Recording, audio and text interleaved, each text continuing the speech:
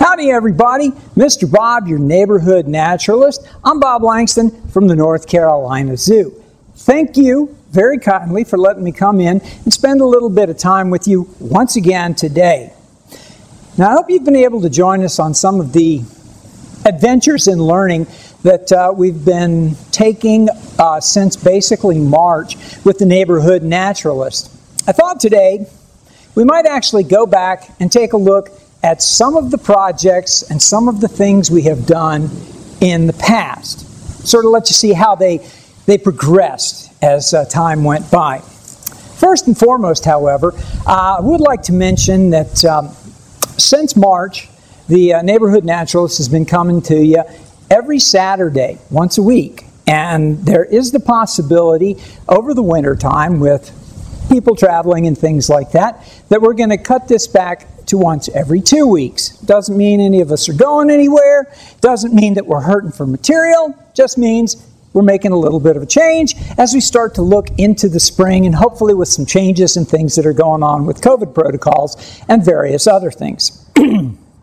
So, backing up, way back on our very first adventure with the neighborhood naturalist, I mentioned that a naturalist technically is a student of natural history.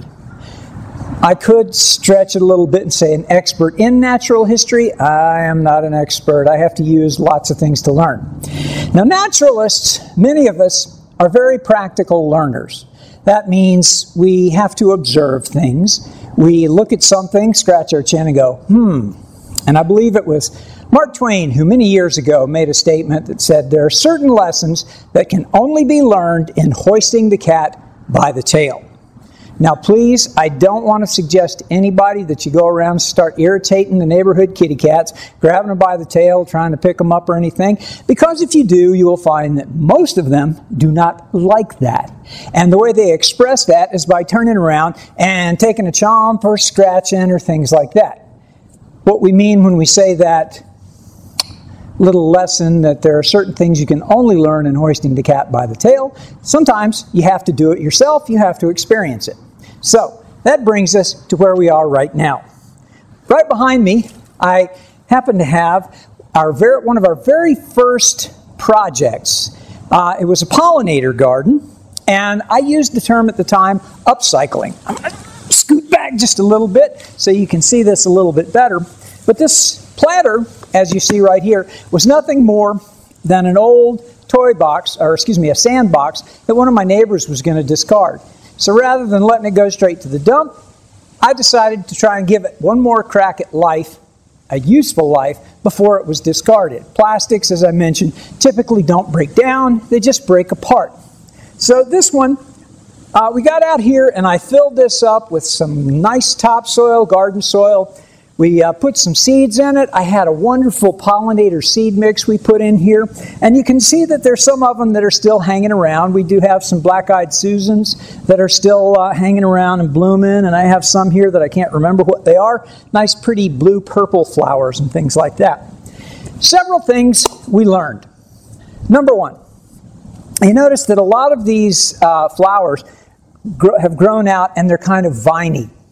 I have been told by some of my horticulture friends that this means, the official term is leggy. They get leggy. And this is a natural byproduct of what happens when you plant plants in a pot or in a planter that's not deep enough.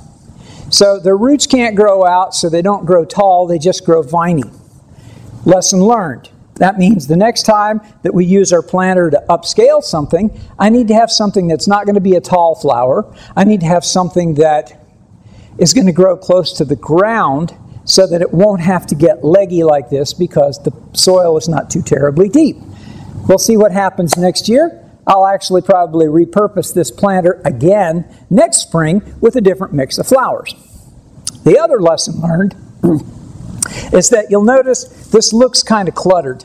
There's a lot of green stuff growing in here. Mr. Bob's not always really good at measuring things. And it appears that I put too many flower seeds in this planter. So that means that everything has to compete a lot more for the sunlight, for the water. In the summer when it was really dry, some of this stuff would get pretty gnarly looking and kind of brown. So, lessons. Deeper planter if you want plants that are going to grow tall. Don't put so many seeds in and let them all have their space. Let them all get sun. Let them all get water. So that's the first lesson. Again, we were using this particular piece of plastic stuff here to upcycle, meaning we were taking it from the garbage stream and we were giving it a useful life. Upcycling is something we've done quite a bit of over the last 9 months, and 8 months, and I'll show you some others here in just a second. So come on, let's take a little walk. I'm going to turn this off so you don't have to see me struggling to stand up. Okay, so it wasn't really as much of a struggle as I made it out to be. I got up, we walked down the hill. Thanks for coming back and joining us again. Now, early on, I was actually talking about upcycling, and we were inside the barn here, and this is actually a little minnow trap that we made out of a couple of soda bottles. And this one has been used on several occasions. I demonstrated this one back in May when we took it down by the wetland pond at the North Carolina Zoo, and we caught some mosquito fish and other things with it. I used it again last week. We caught some tadpoles and some mosquito fish and a couple of insect larvae as well. This is nothing more than 2 soda bottles. Cut off the bottom here. The other one, the top is cut off, and it forms this funnel on the inside. I took and melted a bunch of holes in here. The only thing holding this together was I took a soldering iron and sort of melted this. You notice it's got some stuff in it. Those are rocks to weight it down. And actually, if you look over here, there's a little red thing. That's bait. I use doggy treats as bait for these things, and that's what tends to bring animals in. It's really good if you're trying to catch crawdads and things like that. Unfortunately, we haven't caught any crawdads, but that's it. So this is just one way that you can upcycle something. Take in single-use plastic soda bottles, and before you discard them, you can cut them and you can turn them into more useful things. And it doesn't just have to be a minnow trap. There's lots of different ways. Back in the summer, I did a video that had hummingbirds in it. And one of the problems with the hummingbirds, the nectar is basically sugar water. Well, hummingbirds aren't the only critters that are drawn to sugar water. Yellow jackets. So in order to combat the yellow jackets, I was down here on this end of the house and I made one of these. And again, this is a single 1 liter soda bottle. I cut the top off and stuck the top back in there so it made a funnel. Initially, I had this standing up, and I had it full of sugar water. And what happens in that particular case is that the sugar water attracts the yellow jackets. They go flying down in here and get stuck. So it becomes an insect trap. You don't have to use poison or anything like that. So that was one use. Over the summer and after a while, this fell over, and it was laying on its side in a storm drain right down there. As we got a couple of cold snaps, one of the things that happens is there are bugs out here that want to get in there, in the house. And sometimes they're these large, brown cockroaches. So when this thing fell over, it still had some sugar water in there, and lo and behold, I found out a couple of weeks later that the roaches were trying to get to the sugar water. They'd go in to the funnel in, and they'd get stuck. So now this became an insect trap of a different kind. So that was just one of those things. This is kind of natural pest control. After every now and again, I could pick it up and take it and get rid of it. So upcycling. Giving those plastic containers a chance to be useful before they're discarded, before they end up in the landfill, because very few, only about 1 in 4 of those soda containers, the plastic bottles, actually get recycled. And it's not just you, it's not just me forgetting to put them in the recycle bin. Once they go out, if nobody is buying them to make something out of that plastic, then nobody's going to sell them. They generally don't get recycled. It's what we call a commodities market. Now, another use for the soda bottles that I demonstrated last month was using this to actually propagate apple seeds.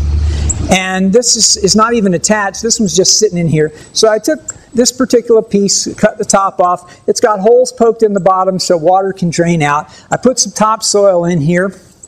I dropped a couple of apple seeds in here.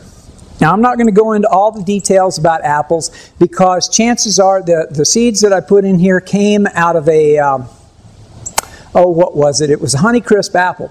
And I said that there's only like one chance out of 40,000 that whatever sprouts will be a Honeycrisp apple. And that's true. Every apple seed goes wild in its first generation. Every apple seed carries all of the genetic material for all the other apple seeds. So I put this in here, and we were going to let it sit outside over the winter time. The funnel was in the top to catch some water. Things could leak out the bottom. But you say to yourself, Mr. Bob, the apple seed could freeze. Very well, it could. But apples have to do what's called stratification. And many seeds are like this. They have to be stratified. And how that happens is they have to kind of go to sleep. They become dormant. And that's brought on by cold. So when the weather outside gets cold, if the seed is sitting outside, even if it's in a little container like this, it'll go dormant. It goes to sleep. Then when the weather warms up, it can sprout. Well, one of the things I mentioned last month when I did this little experiment is that I discovered that apples can be kept in a cold storage unit for a very long time and they don't go bad. So often what happens is if you buy an apple from the produce section of a supermarket in the summertime, it was actually picked sometime last fall, a year ago almost. And I thought, I would do this in September because I'd get fresh apples. They would be apples that had just come out of the orchard, right? Wrong. I did this little experiment back in September. I thought they might be September apples. Well, what I found out was about a week or so ago, and if you look in here, you'll see, my apple seeds have already sprouted. It hasn't been cold. So these have not naturally stratified. They haven't actually gone through the process that's going to help them do what they're supposed to do. The cold would come in, they'd go to sleep, they'd sprout in the spring. I thought I was doing great. Instead, these have already been to sleep. That means that the apple I took these seeds out of that I had bought at the supermarket in September, those had already been put in a cold storage unit and they'd been kept cold so long they had stratified. So as soon as I put them in here, it got wet, it got warm, they sprouted. So I'm going to have to actually take my little pot inside now and make this a flower pot, put it on the windowsill in the kitchen, and see if we can get these to survive so that I can put them out here in the yard sometime next spring. The lessons we learn in being students of natural history. Sometimes it's trial and error, and that's not always a bad thing. So, here we are. It's right at the end of October. Things are starting to get a little bit more brown. We had a little bit of a hurricane pass through here the day before yesterday and yesterday. A lot of wind, so now we have leaves on the ground. We'll be doing some raking. We'll be doing some hunting in those leaves and talking about some fall and winter stuff in the weeks to come. So please join me. Reminder again that we're going to be going to a once every 2-week basis instead of once every week over the winter months. I have a lot of typing to do sitting in front of a computer. Not my favorite thing I do. So we'll be doing that. A couple of points about the North Carolina Zoo. We are still dealing with COVID-19 protocols, and we are still doing our best to keep you safe because we want to keep you as a friend. We want you to come see us. We want you to come back and see us on more than one occasion. So we still have limited entry. We still do have timed entry. You do have to purchase your tickets up front. You do have to make a reservation of an entry time. Those are a couple of the big deals that go on. Now, some of the buildings are starting to open. The aviary is now open, so you can come and you can visit with us. It's the fall of the year. It's a beautiful time to come to the zoo. It's cool. The animals like it when it's cool. They can get out and be a lot more active. So, in anticipation of your visit, you will want to go to our website at www.nczoo.org. You can buy your tickets. You can find out all the things you need to do in order to make your entry a guaranteed thing so you can come and visit with us. Now, we do have a modified special events schedule that's going on right now. This past weekend was Boo at the Zoo, our Halloween celebration, and in December we will be doing a holiday celebration. We call them the Believe events.